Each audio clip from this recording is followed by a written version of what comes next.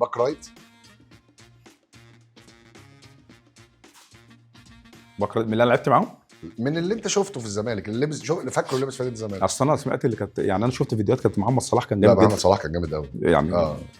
هو شفت في التلفزيون محمد صلاح كان جامد كان جامد قوي أوي يعني. فماشي كانت محمد صلاح. محمد صلاح مساكين. مساكين طبعا كانت الله يرحمه كابتن ابراهيم يوسف. كانت غزاله ده كان مختلف طبعا، مختلف بجد يعني، لعيب شيك يعني. وجنبه فيه كتير قوي مين؟ يعني في كابتن هشام، كان في مدحت عبد الهادي، اشرف قاسم، وكابتن اشرف قاسم. ما بقول لك هتظلم ناس كتير. ده كابتن اشرف قاسم ده كمان كان كارثه في الكوره طبعا ربنا يديله الصحه والله يا رب يعني. من الناس المحترمين وباك ليفت. باك ليفت كابتن انا بحب كابتن احمد رمزي. رزه طبعا. يعني بحب كابتن احمد رمزي. 6 كابتن اسماعيل يوسف. كابتن اسماعيل يوسف. 8 بقى في ناس كتير يعني. شوف محمد حلمي كان لعيب كبير قوي. كابتن محمد حلمي كان لعيب كبير قوي.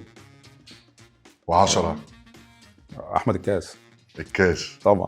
خباك في ناس جامده حاسس انا هلعب بالتين كله لعيبه 2 تمانيات كابتن احمد وكابتن حسن. طب و2 فراوده. 2 فراوده لا دي في بقى كتير. لا اقول لي ناقص لك 3. انت قلت يعني 3 فيرود كابتن عبد الحليم. علي. لا وممكن احط ميدو عادي. لا بس انا اقول لك في ناس كتير يعني. ماشي بس انا الناس اللي انا لعبت معاهم يعني. كابتن عبد الحليم وفي جمال حمزه طبعا كان لاعب كبير قوي. كان لاعب كبير قوي. لا وفي كابتن مين تاني يعني. وليد عبد اللطيف كان لاعب كبير قوي. كان لاعب كويس يا نهار ابيض قوي وكان مختلف. يعني لعيب بطريقه مختلفه. لعب 10 في سنه كان كويس جدا. لعيب كبير قوي برضه. بس ما اتفرجتش على كابتن جمال عبد الحميد كتير. وكابتن عبد ما انا بقول لك هتظلم ناس كتير. كابتن جمال بس انا حطيت كابتن عبد الحليم عشان هو الهداف التاريخي كابتن عبد الحليم طبعا كان.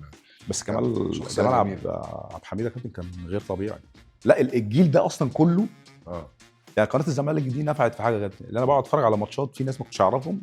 تعرف تتفرج بتفرج عليهم. كابتن محمد عبد اللطيف مثلا بيتكلم الكوره مثلا يعني بالنسبه لي ده غريب جدا.